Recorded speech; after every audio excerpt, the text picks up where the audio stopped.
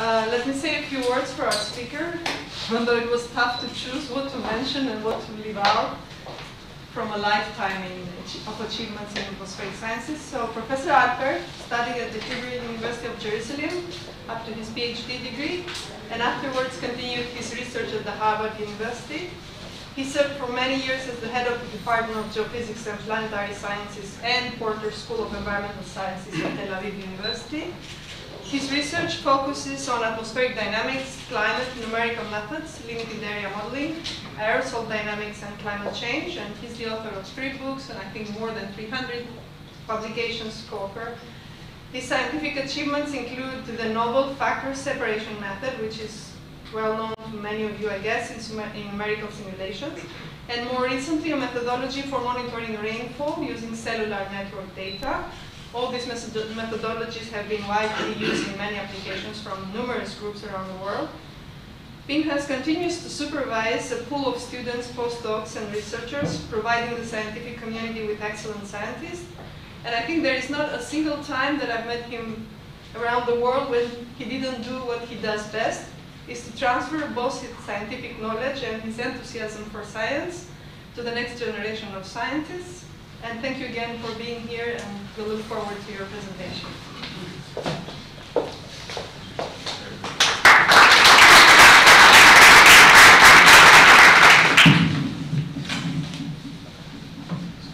Thank you, Yonilda.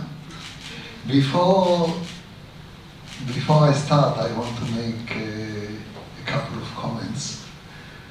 This is not a regular scientific talk. I sent Yonilda several talks, several potential lectures, but she has chosen the Wilhelm Berknes Medal lecture.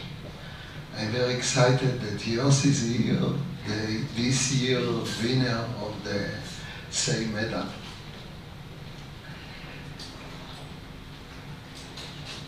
It was requested actually by the EGU Atmosphere Secretary that instead of focusing on a particular problem, to bring my personal perspective to young researchers. Hi, I see new faces that I know for long, so hi to all of you. It's 40 years actually, because 1979 I submitted my first paper. So it's 40 years of research, and I did some study also, as you will see, on what happened to the publications, to my early publications.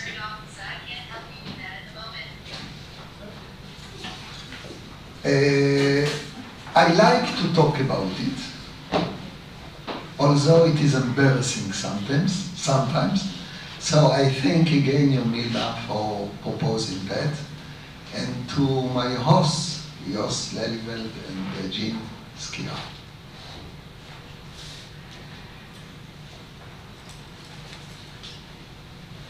Okay, let's move to my talk. These are personal feelings. I didn't change. It's the same presentation. I didn't update anything. It's the same presentation I gave in Vienna in April 2018. And these are personal feelings to my parents and to the Lord. I was very excited. I didn't know if to put it, because when you are a scientist, you must be very rational. What you are talking to the Lord. And I was very excited to get relatively many responses on this slide. I cited from the Psalms that the thanks is to the name of the Lord and the glory, and give him glory, and not my sake. It was very exciting for me, particularly, to get the Berknes Medal I put here the Berknes picture and the newsletter of Tel Aviv University. It was the first time Israeli scientist got the Berknes medal. And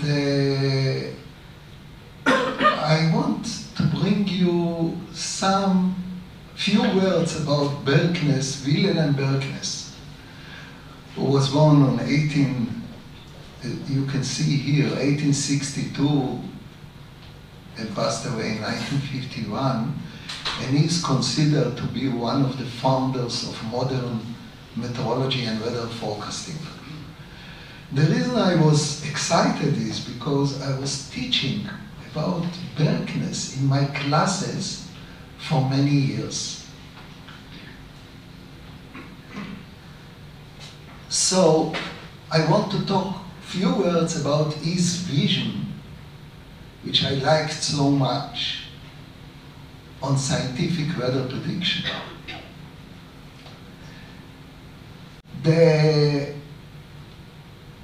I am teaching in every class in dynamic meteorology, and I guess not only me, any course in dynamic meteorology is teaching the Berknes circulation theory, which is a very nice idea.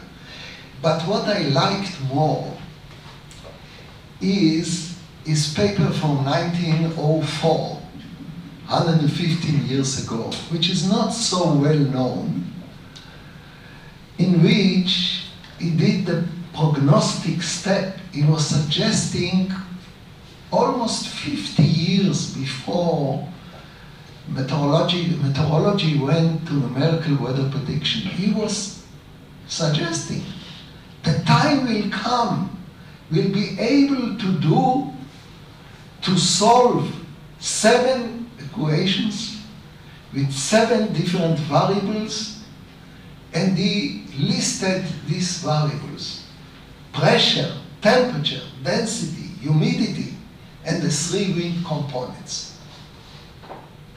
He also went further. He formulated the 7 equations to be solved.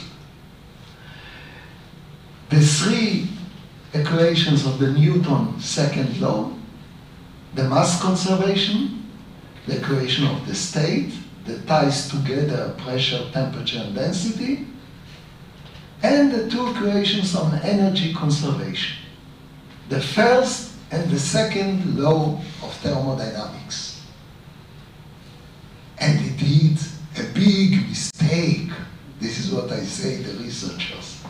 A big mistake. Because the second law of thermodynamics is not what we use in our numerical weather prediction models.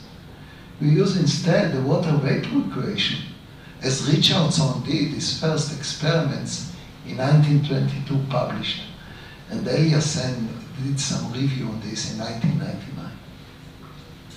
So my first lesson for young researchers: if you are not making mistakes, you are not doing anything. Mistakes are the pathway to great ideas and innovation. I mentioned here 2 people. One, John Wooden, who was the American basketball player and the head coach at UCLA, but also my professor of physics at the Hebrew University, Zev Lev. Both taught me at the age of 19 years old, when I started the university, this is the way. You must not be afraid of doing mistakes, of breaking glasses in the laboratory. And he concluded, Berknes, that only if the calculations will agree with the facts would the scientific victory be won. And he added, meteorology would then become an exact science. And some of the people are smiling, because those who work in numerical weather prediction say, is it an exact science today? With yesterday's forecast for Jerusalem of 15 millimeter, the ECMWF, not Jerusalem, near Rehovot, where I live, and we had close to 100 millimeter. Is it an exact science? So we can smile, and if you are working with Jos and the group here and running models, what do you feel? I feel it is exact science. I feel that he was right. And still, I have to fight on it in the media, in the TV. Perhaps sometime it will change. I am not sure. Now, what I want, the way I prepared my talk, is the way that I dealt with doing research. 3 different approaches. In the atmospheric sciences, I think it's not only in the atmospheric sciences, it's also in the environment in general, but it's very true, I can say, about atmospheric sciences. There is a way to do observations, using the observations, study the observations. The other way is theory. Use a pencil and a piece of white paper and write an equation, simple equation. I learned with Professor Lindsay. This is how he used to work. Not models. Models! Later started also to work with models with some students. But this is the third way, models. Models do the integration. And you can do your research in one of the 3 approaches. You can focus on one of them. But what I'm going to talk about here in my seminar is that it's better if you can address the question given to you by your supervisor by using more than one approach. If you have 2 approaches that show the same result, then you are most satisfied. And if you have all the 3 showing the same, then you are really great. So, lessons from this. I put some great professors that I knew and I was lucky to meet, and put the names. Some received the Berknes Medal with a star, you can see here.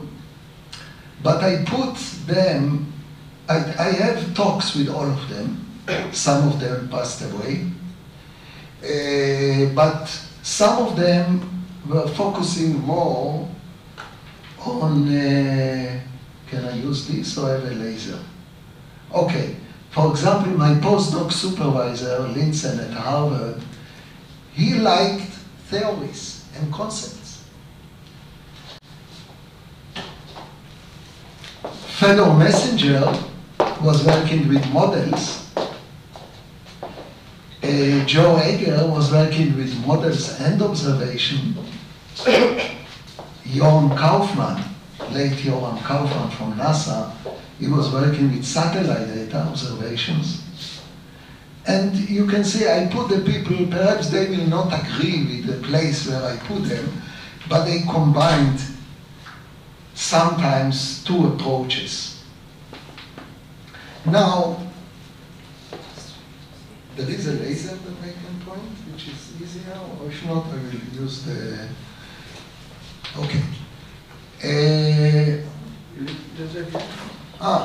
is laser here, thank you. Where is it? The top one. Thank you. Okay, here are some of my research that I split into theoretical, modeling studies, and observations. I will focus here on some of these, I will mention some of these problems, and particularly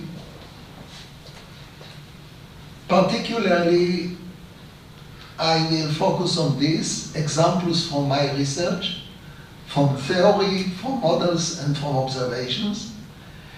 And I will try to focus my talk on groups of different research. Group 1 is research that got attention from the scientific community. Over 100 citations. For example, the factor separation is in bold. You can see all were cited, all, but I will focus on the bold ones. The factor separation methodology, which was published in the Journal of Atmospheric Sciences in '93, the Mediterranean rainfall paradox and global warming from GRL, and a more recent invention that we published in Science in 2006, using cellular data to monitor surface moisture. Group 2 is other research which, to my personal judgment, was the most important perhaps, but they were not cited. And I don't know why. Don't ask me why. I will give some ideas why, but these are research which I thought, when I published, it's going to be a huge breakthrough in atmospheric sciences. But nobody cited, or very few citations. Who to blame? I will leave it to the last slide of my talk, or perhaps to the end. I will give several examples from both groups. The group that succeeded got a lot of citations, and the group 2, which great disappointment. So let me start with the most amazing story, which I think is my first note. It was published in 1981. It was during my PhD. And I published a paper, Implicit Filtering in conjunction with the Explicit Filtering in Journal of Computational Physics. The idea of this paper, put it in 1-2 sentences, is that in the solution of nonlinear systems of equations, there is sparse growth of short waves, especially the 2 delta X waves. And they ruined my results of my model. And I didn't know what to do. I was using all kinds of filters. Then, a common way of overcoming this noise is by filtering the short waves, and implicit filters are much more efficient. I suggested in this very short note, I think it's several pages, an explicit formula that is as efficient as the implicit one. I was doing my PhD, I brought it to my supervisor, late Yehuda Neumann, which I appreciate a lot.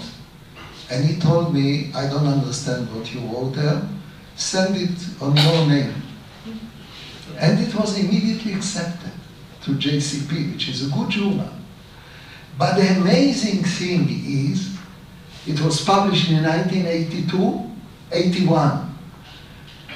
30 years, no citation, not even single citation. And I followed it. I was looking at ResearchGate. Nobody cites this most important publication of mine during my PhD. I always mention in my lectures Professor Amadeo Avogadro. I don't know if you know the story of the sad story of Professor Avogadro. Who learned in class what is the Avogadro number? Can you raise your hand? Okay, this is what I expected. 60–70% learned it in every course in thermodynamics.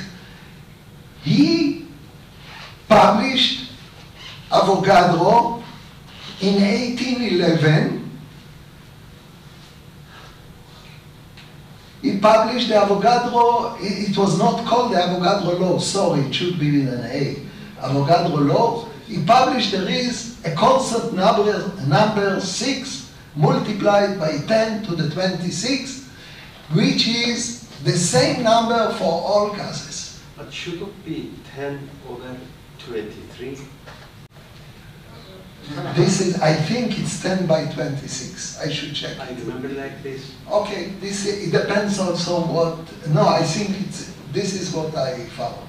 Perhaps, and this is what I teach in class. If I'm wrong, I have to go to all 20, 30 years of students that I taught and send them the right number. Thank you. I will check it. I will check it. Okay, what is Professor Google saying? 1026 or 1026? Okay, thank you. I like it. I like it. You must be, if you think I'm wrong, please tell me. There are many mistakes in my talk. Don't worry about it. I always tell my students, don't believe in anything that I tell you. Go and check it yourself. It must be 23. Google says 23. Google says 23. Okay. It's asking for more. Thank you. Thank you very much. Now, the amazing story of this note is the following. By the way, Avogadro, I didn't tell you, he died in 1856. Few years, he was ridiculed on this theory. Nobody, they say, it is nonsense what you said. It cannot be the same number for this gas, for mixed gas. What do you talk about? After he died, only after he passed away, I don't have the exact year, but as Wallace tells in his book, 1860s, I think, it was proved that he was right. And then it was given the name Avogadro number. So don't give away. Perhaps it will take a few years. And what happens with this note is very interesting. 30 years no citation. Few years ago, I opened ResearchGate, 10 citations in 1 month. What happened? The next month, 20 citations. Now it's over 100. A new group, I'm not sure why, but in fluid dynamics, they liked very much this paper, which was published over 30 years ago. And they are now communicating about it. I still have to learn what exactly they liked with it. Perhaps what I liked, but I'm very happy about it. Okay, this is the amazing story. Another story which I want to talk to you about, which is group 1, success. This is my most cited publication. I cannot compete with your papers with thousands of citations, but this got, now it's over 400, there is every month several. Okay, the paper is called, you can see here, the paradoxical increase of Mediterranean extreme daily rainfall in spite of decrease in the total values. It was published in GRL in 2002, and it belongs to the observation approach. Here, below, the red line. It belongs here. Now, this paper was cited from the beginning, I think, and the idea was the following. I came to this idea by looking at the IPCC 2001 figure that compares trends in percentage of total versus heavy precipitation.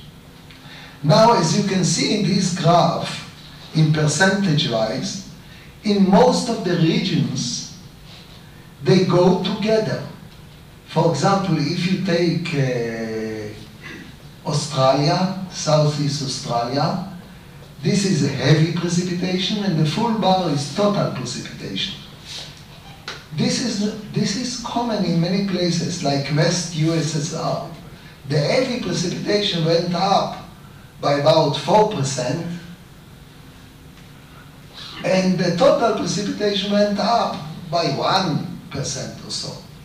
And other places, like Ethiopia, the heavy precipitation went down by 12%, the total precipitation went down by 7%.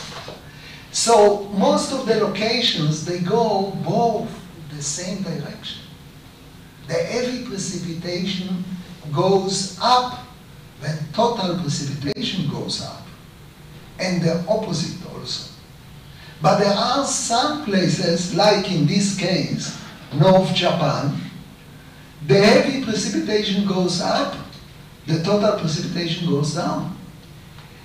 And I found the same thing in this paper together with my Spanish. We analyzed in Spain many stations, and in Italy, that heavy precipitation from 1950 goes up. I did several categories, which I will not go into it. Go to the paper and read it. And I found, how could it be? Total precipitation goes down, heavy precipitation goes up. So I checked all the different categories of precipitation. When heavy precipitation goes up, if the total precipitation goes down, categories in the middle, in medium amount of rainfall per day, must go down. And this is what happened in Spain and Italy. So I gave it the name paradox, and it succeeded. Another example, now I'm going from group 2, which is still not cited. And I don't know why. Because I thought when I published, this is going to be great, but nobody cited it. And this paper was called A Proposed Index for Mesoscale Activity. I published it while I was a young faculty member at the University of Tel Aviv. I sent it to Roger Pilke, and he was excited like myself. He sent to me a letter, no mesoscale study will be exempt from citing your index. What did I feel? Like in the sky, because there are so many mesoscale studies, so in 30, 40 years I will have thousands of citations. Nobody cited it. Nobody. There was perhaps very few. One professor in Israel have applied this mesoscale index to South Africa, Goldreich, those who know. But very few citations. Group 2. Now let's move to group 1, because I have to lift my, my feelings, so I'm going between group 1 and group 2. This is another successful study. It was published in 1986, and I calculated an index for the orographic distribution over high mountains. This is over the Himalaya, and I pointed out that in the Himalaya, from our model, this is a modeling study, not a modeling even. It's a theory, because we solved a simple formula. What happens? Yes, this is not. You have something better? Excellent, thank you. And please take over the screen. Ah, okay, thank you.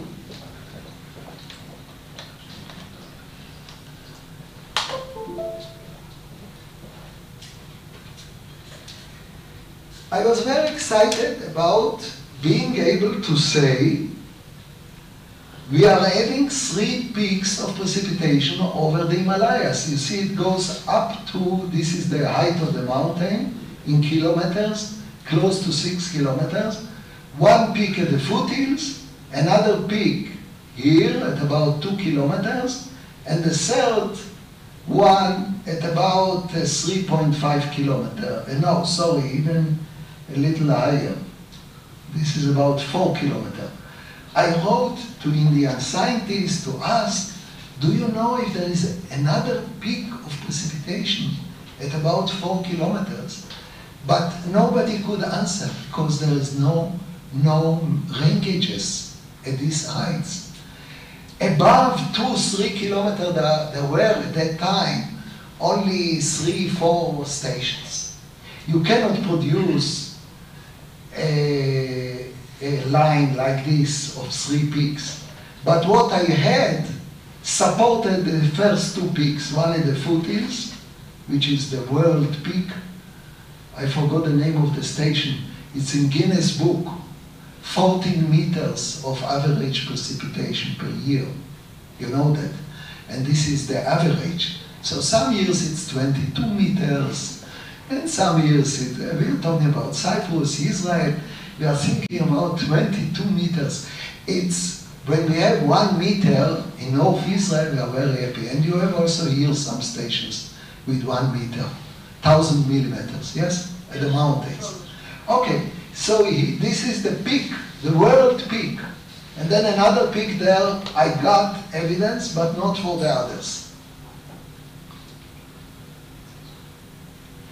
Now another from group 2, which was, I thought that it will be great, a potential climatic index for total Saharan dust. We have shown in this paper, which was published in JGR in 2006, that the most correlated parameter with the total dust from the Sahara over a large, covering the whole Sahara region. So the full line is the surface radiation, and the weak line is the aerosol index. And they are both highly correlated with 0.98. Other parameters which we would think will contribute to the total dust from the Sahara would be soil moisture, temperature perhaps, wind. No, all the others got lower correlation coefficient. And there is also a 3 to 4 day delay with the sun insolation, but the correlation is very high. And this 3 to 4 days delay between the maximum sun insolation and the maximum aerosol index based on the tones is probably linked to the period which the dust is maintained in the atmosphere until it is deposited. Another paper which belongs to, unfortunately, to group 2, not cited. We used, returning to the first paper about rainfall, I applied it also to Israel, and I've shown this was successful. I've shown in this paper, which was published in 1989, there should be, this was a model, a theoretical model that I applied to the Himalaya. There is a peak here of over 650 millimeters, which is not in the maps. This is the Israel Met Service map. Not only there, also the hydrological service don't have this peak. So I went and checked, and there are no stations around this region, but the topography supports another peak. Fortunately, somebody from the water service, Amir Givati, put their stations, and then he published, yes, Alpert was right. So this was one of the successful stories. And now to another non-successful stories, group 2.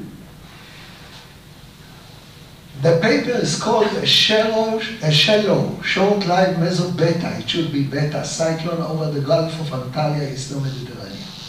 It was published in Telus. And this was a modeling study. This is, but based on observation from satellite. You can see at the Gulf of Antalya, Turkey, you can see it's very close to Cyprus. Cyprus should be somewhere here. Yes, very close. Okay. Nearly every second day in summer, looking at high-resolution satellite pictures, you can see a development of a cyclone. But there is no data about this cyclone at all. No, of course, not in the SMWF, not in the other, and not surface stations, because it's over the Gulf. So I used a model. At that time, it was the MM4, MM5, and we have shown the existence of such a cyclone, but a meso-beta scale cyclone, only a few tenths of kilometers, and it disappears after a few hours. So it starts at about 4 a.m., early morning hours, because of the katabatic flows from the mountains here, strong katabatic flows. And then it disappears at about, what time is it? This is already almost disappearing. This is 9:24. So this is the early morning. This is 6:52 local time. And this is 9. So after another hour, it disappears completely. No citations. A little number. Now I want to go into the first example of my leading research, which is the factor separation in the atmosphere. Yolinda, how much time I have? It's about 20 minutes. How much? 20 minutes. 15 to 20. 15? Wow, a lot of time. Okay. Factor separation in the atmosphere. This belongs to theory, because we suggested a theory to separate different factors in the atmosphere, and then we published recently, a few years ago, 2011, in Cambridge Press, the factor separation in the atmosphere, many different applications of our methodology, which were done in many groups worldwide. I want to talk about the idea and why I think it was missed from the literature and why it has succeeded. The basic idea, the philosophy of synergy, is that we have linear thinking. We think that if one, this is what my student plotted, one can take such a carriage, 3 can take 3, but it doesn't work in the atmosphere. The linear thinking is wrong. But we are grown from childhood with linear thinking. I always like to bring the example of my mother sending me to buy a bottle of milk. And I pay, let's say, €1. I don't know how much it costs here, but let's say €1. And then when I buy 2 bottles, I pay €2. But in the atmosphere, it's not working linearly. But we are grown from childhood with linear thinking. Because the non-linear actions in the atmosphere are very important. And they compete with each other. Think about these 3 persons. If they were taking, one was on the other side, schlepping it to the other direction, they will not be able to take it.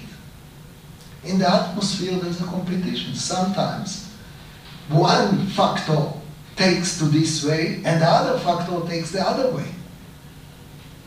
Not always they are working together. In fact, many times they don't. And they compete with each other. So this was the wrong thinking, and our theoretical approach was very simple. Think about 2 factors. This is from our paper, my student, Uri Stein, PhD student, 1993 paper in jazz. Think about 2 factors. We can do 4 simulations. We can have them both switched on, which is the control run. F1, only one factor is on, the other factor is switched off. F2 similarly for the second factor, and F0, we switch both factors. Now what we can do is say the following. F0 is the contribution which is independent of any of the factors. In a schematic way, you can look at the results of the model. This is F0. This is contribution of F2 head. Head is the different contribution we have separated from running 4 model runs. Amazing thing that I will tell you, in the literature I was looking very carefully. Till 1993, nobody was doing 4 runs to separate 2 factors. Only 3 runs. Because they were running the 0 or the control, and then only these 3, only these 3. And this is wrong, because if you do not separate the synergy, the F1-2 head, then you cannot compare the 2 factors. And the separation is very simple. You can solve. You have 4 equations here with 4 unknowns, and this is the solution. F0 head is F0, F1 head is F1 minus F0, and the synergy F1-2 head is the combination of all 4 runs together to get the F1-2 head. And if you combine all the 4 contributions here on the right side, you get exactly to F1-2, because F0 cancels, F1 cancels, F2 cancels, you are left with F1-2. So it's a closed system. Now you can do a study, a modeling study, in which you have 2 factors, you have 4 contributions, and they combine to 100% the control run. So you can do a pi of 100% and show what is the contribution of each factor, what is the contribution of the synergy, what is the contribution of 0, none of the factors. And we have run many papers. One of the papers is got a lot of citations, factor separation with 4 factors for the Genoa cyclogenesis. It was published in Telus, a multi-stage evolution of an Alpec cyclone. This cyclone, most famous Alpex cyclone, which was in March 1982, was studied by so many papers, at least between 10 to 20 papers, and each one suggested other factors. So we did a factor separation using 4 factors. When you have 4 factors, you need to perform 16 simulations. This is a big disadvantage of the factor separation, but it allows you to better understand. We isolated topography, latent heat flux, latent heat release, and sensible heat flux, and 16 model simulation. And you can see the results from this paper, that the leading factor in deepening the pressure of the Genoa cyclone, this famous Alpex Genoa cyclone, was the topography. This is topography. But there are also important synergies, like TR is the plus. TR is topography and release. So we can now understand the different processes or stages in Lee cyclogenesis for this event of March 1982. So the first primary process is topography blocking, then convection, which is given by R, and then a triple contribution is the primary process. TSR. What is TSR? It's mountain convection induced by sensible heat fluxes. Can you believe we are able to do it with modeling? We can. We need a lot of simulations for one event.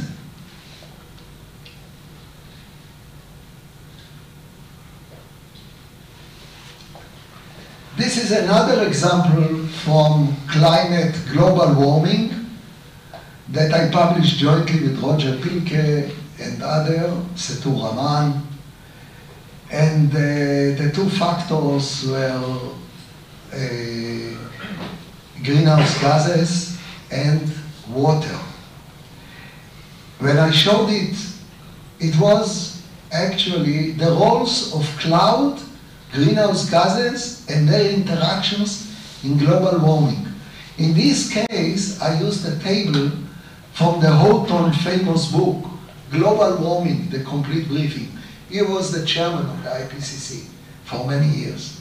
I showed him the results, and he was very upset because I showed that there is a strong cloud greenhouse gases interaction, which he didn't like. But I took it from his table in the book. So these are the results. A strong cloud greenhouse gas synergy, which is about +7 degrees for the total temperature of the Earth. And these are the different contributions. Let me go to, I have how much left? 5 minutes? 10 minutes? Okay.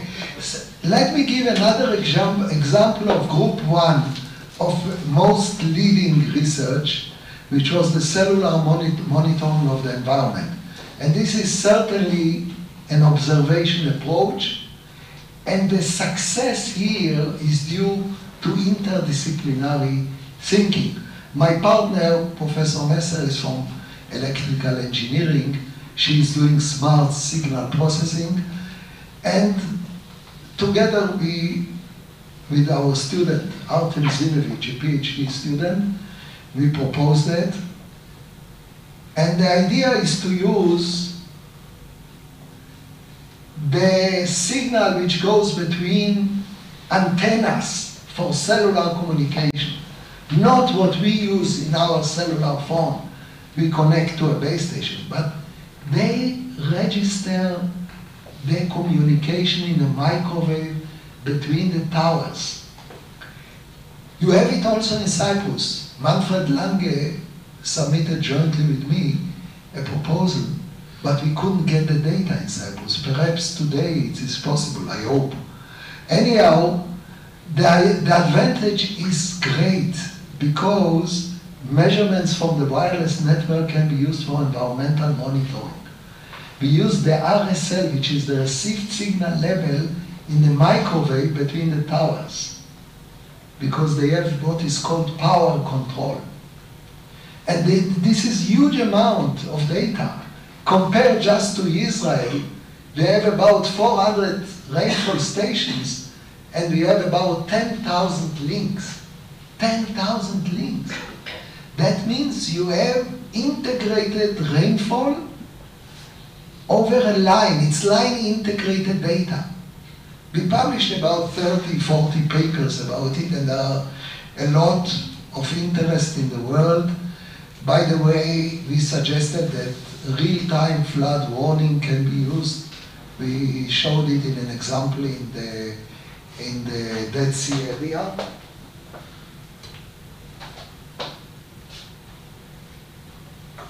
People lost their lives in this event, which was in Engedi Resort of South Israel, and it did a lot of damage. And what we have shown is that rain gauges gave the first warning that rainfall starts about 22 in the evening or 21:50, while the links gave 1 hour earlier the first warning.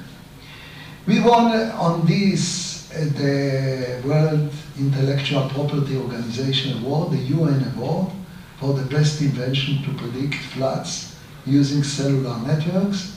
And this was done with our PhD, Noam David, who's now in Cornell doing his postdoc.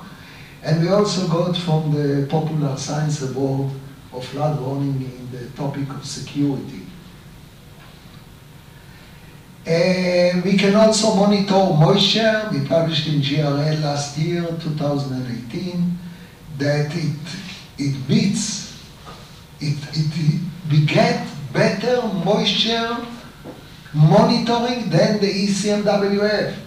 Although we use the ECMWF 0.12 degree, you can see that it is very, very smooth compared to what we get from stations or what we get from links. And also fog monitoring. Perhaps the most interesting thing which is still on the way is this paper and BAM's cellular network infrastructure, the future of fog monitoring. Do you monitor fog in Cyprus? Except to Larnaca, where you have airport, do you monitor fog? Fog is a big problem. You know, when you drive with cars, I don't know how big it is in Cyprus. But this is the first, I am convinced that this is going to be an important in the future. Now, let me finish. How to excel with your research. I always like Thomas Alva Edison, that everybody knows. He's the inventor of many scientific, and he said a couple of years before he passed away, in 1929, none of my inventions came by accident. I see a worthwhile need to be met, I make trial after trial. What it boils down is 1% inspiration, 99% perspiration. This is particularly true also in modeling. You run a model and you run a model, and then you didn't notice a very minor error in your cards. Then when I did my PhD, it was one of your cards, and that's enough, and you can lose half a year. So, 99% perspiration. Only 1% inspiration is enough to be successful. And I used to bring also from Jewish studies, about 1800 years ago, from the Talmud, Ethics of the Fathers. It says that you are successful in the study if you have these 48 qualities or things. And the number one is study. What is study? Study is work, perspiration. This is study, it's number one. Number two is listening. We don't listen. Students, researchers, notice that we don't listen. A study by the Listening Center in California published, listening has become a lost art. Immediately after we hear someone speak, we remember about half. A few hours later, only 10% to 20%. I hope from my lecture you will have left a little bit more than 10% in 2 hours.